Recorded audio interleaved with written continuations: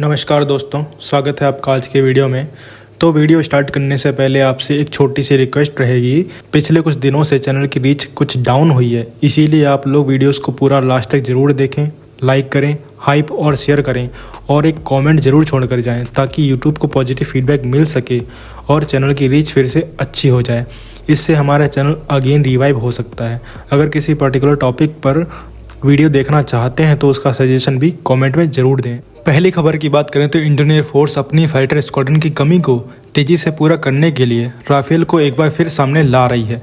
Sources के मुताबिक India और फ्रांस के बीच 114 राफेल फाइटर जेट्स के लिए बड़ी डील को आगे बढ़ाने पर सीरियस बातचीत हो रही है। इंडियन एयरफोर्स के अंदर ये स्ट्रॉन्ग व्यू बन रहा है कि लंबे और स्लो MRFA टेंडर प्रोसेस को बाईपास करके सीधा गवर्नमेंट टू गवर्नमेंट रूट अपनाया जाए, बिल्कुल वैसे ही जैसे पहले 36 राफेल का डील हुआ था। इंडियन एयरफोर्स का मानना है कि अगर नया टेंडर शुरू होता है तो कम से कम 4-5 साल और लग जाएंगे, जबकि squadron strength already critical level पर है। इसीलिए फ्रांस के साथ डायरेक्ट नेगोशिएशन को ज़्यादा प्रैक्टिकल ऑप्शन माना जा रहा है। इस पूरे प्रोसेस को पॉलिटिकल पुश मिलने की भी संभावना है, क्योंकि फ्रांस की टॉप लीडरशिप इस प्रोग्राम को स्ट्रेटेजिक पार्टनरशिप के रूप में देखती है। सोर्सेस ये भी कह रहे हैं कि अगर 114 राफेल का ऑर्डर फाइनल होता है तो इनका मैन्युफैक्चरिंग इंडिया में ही होगा। डैसॉल्ट एविएशन का existing joint venture plant Nagpur में इस काम का बेस बन सकता है, जहां फ्यूचर में full scale fighter production line develop की जा सकती है। प्लान के हिसाब से लगभग 60% इंडिजिनस कंटेंट रखा जाएगा, जिसमें कंप्लीट एयरफ्रेम मैन्युफैक्चरिंग भी शामिल होगी। इससे इंडिया को सिर्फ एयरक्राफ्ट नहीं बल्कि high and aerospace manufacturing capability भी मिलेगी। राफेल के F4 और फ्यूचर के F5 स्टैंडर्ड वेरिएंट को लेकर भी बात चल रही है। F4 वर्जन में better sensors, advance electronic warfare और इम्प्रूव्ड नेटवर्किंग होगी, जबकि F5 वेरिएंट आने वाले सालों में मैन्ड अनमैन्ड टीमिंग और डीप स्ट्राइक जैसे नेक्स्ट जनरेशन कॉन्सेप्ट को सपोर्ट करेगा। साथ ही ऑफिशियल्स ये भी कह रहे हैं कि इंडियन प्रोडक्शन लाइन से पहला राफेल निकलने में कम से कम 3 साल लगेंगे, क्योंकि वर्कफोर्स ट्रेनिंग, सप्लाई चेन और सर्टिफिकेशन एक बड़ा प्रोसेस होता है। अब देखो क्या होता है। इतने दिनों से डिले हुए इस प्रोग्राम का कुछ हो तो पाया नहीं आज तक, देखते हैं आगे क्या होता है। अगली खबर की बात करें तो DRDO ने पहली बार full scale actively cooled scramjet engine का long duration ground test successfully complete कर लिया है। ये टेस्ट हैदराबाद में DRDL के स्पेशलाइज्ड टेस्ट फैसिलिटी पर किया गया, जहां स्क्रैमजेट कंबस्टर को 12 मिनट से ज़्यादा टाइम तक लगातार रन करके वेरीफाई किया गया। हाइपरसोनिक मिसाइल्स वो होते हैं जो मैक 5 से ऊपर की स्पीड पर फ्लाई करते हैं, यानी साउंड से 5 गुना ज़्यादा तेज। ऐसी स्पीड पर सबसे बड़ा चैलेंज होता है इंजन और स्ट्रक्चर का एक्सट्रीम हीट को झेल पाना। यहीं पर स्क्रैमजेट इंजन और एक्टिव कूलिंग का रोल आता है। स्क्रैमजेट इंजन हवा से ऑक्सीजन लेता है, इसलिए मिसाइल को अपना ऑक्सीडाइजर कैरी नहीं करना पड़ता, जिससे मिसाइल ज़्यादा रेंज, कम वेट और ज़्यादा एफिशिएंसी अचीव कर पाती है। इस टेस्ट की सबसे बड़ी अचीवमेंट ये है कि इंजन में एक्टिव कूलिंग सिस्टम का यूज किया गया है, क्योंकि हाइपरसोनिक स्पीड पर इंजन का टेम्परेचर इतना बढ़ जाता है कि अगर कूलिंग ना हो तो इंजन कुछ सेकंड में फेल हो सकता है। एक्टिव कूलिंग का मतलब है कि इंजन के अंदर स्पेशली डिजाइंड चैनल्स के थ्रू फ्यूल या कूलेंट फ्लो होता है, जो हीट को कंट्रोल करता है। इससे इंजन ज़्यादा टाइम तक स्टेबल और रिलायबल रहता है। DRDO ने यहाँ तक पहुँचने के लिए step by step approach follow किया। जनवरी 2025 में स्क्रैमजेट को 120 सेकंड तक टेस्ट किया गया था। मई 2025 में यह ड्यूरेशन 1000 सेकंड तक बढ़ाया गया। अब 12 मिनट से ज़्यादा का रन ये प्रूव करता है कि इंडिया का scramjet technology operational level manufacturing की तरफ बढ़ चुका है।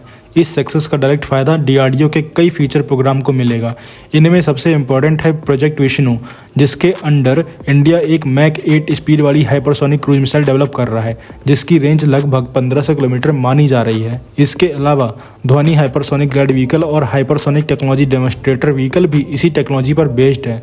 तो इस टेस्ट के बारे में आप क्या कहेंगे, कमेंट सेक्शन में ज़रूर बताइए। अगली खबर की बात करें तो ADA ने AMCA के बल्क हेड फ्रेम के टेस्ट सेक्शन के लिए detailed statement of work issue किया है। बल्क हेड फ्रेम एयरक्राफ्ट का एक प्राइमरी लोड बियरिंग स्ट्रक्चर होता है जो फ्यूजलाज के अंदर मेजर लोड्स को डिस्ट्रीब्यूट करता है।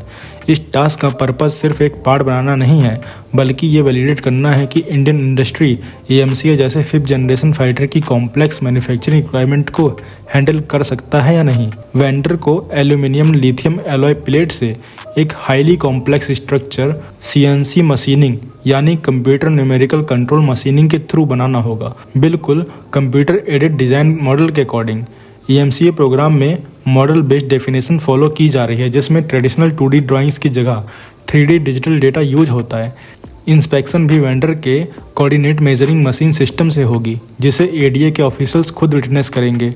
डेटा सिक्योरिटी को लेकर भी स्ट्रिक्ट NDA रूल्स रखे गए हैं, क्योंकि EMCA का स्ट्रक्चरल डिजाइन एक्सट्रीमली सेंसिटिव है। ओवरऑल ये चीज़ दिखाता है कि EMCA का फोकस अब वेंडर कैपेबिलिटी पर आ चुका है, जो किसी भी स्टेल्थ फाइटर के लिए रियल गेम चेंजर होता है। अगली खबर की बात करें तो रसिया की स्टेट डिफेंस कंपनी रोस्टेक के CEO सर्गी कैम्जो ने खुद पब्लिकली कहा कि रसिया का 5th generation fighter SA-57 Ukraine conflict के दौरान एनिमी रडार और इलेक्ट्रॉनिक वॉरफेयर सिस्टम से बचने में सक्सेसफुल रहा है। उनका कहना है कि पायलट्स एयरक्राफ्ट की परफॉर्मेंस से सेटिस्फाइड हैं और कॉन्टेस्टेड एनवायरनमेंट में SA-57 ने अपनी सर्वाइवेबिलिटी प्रूव की है। ये स्टेटमेंट परफॉर्मेंस से ज़्यादा एक्सपोर्ट का सिग्नल भी है। रसिया क्लियरली SA-57 को इंटरनेशनल मार्केट, खासकर इंडिया के सामने एक कॉम्बैट प्रूवन प्लेटफॉर्म के रूप में प्रोजेक्ट करना चाहता है। इंडिया और रसिया के बीच पहले FGFA प्रोग्राम कैंसिल हो चुका है, लेकिन अब रसिया फिर से इंडिया को डीप ट्रांसफर टेक्नोलॉजी और लोकल मैन्युफैक्चरिंग का ऑफर देकर अट्रैक्ट करने की कोशिश कर रहा है। इंडियन एयरफोर्स के लिए ये एक कॉम्प्लेक्स डिसीजन है। एक तरफ राफेल, तेजस और फ्यूचर EMCA जैसे प्रोग्राम्स ऑलरेडी पाइपलाइन में हैं। दूसरी तरफ SA-57 एक रेडीमेड 5th जनरेशन ऑप्शन हो सकता है, अगर टर्म्स इंडिया फ्रेंडली हो जाएं तब।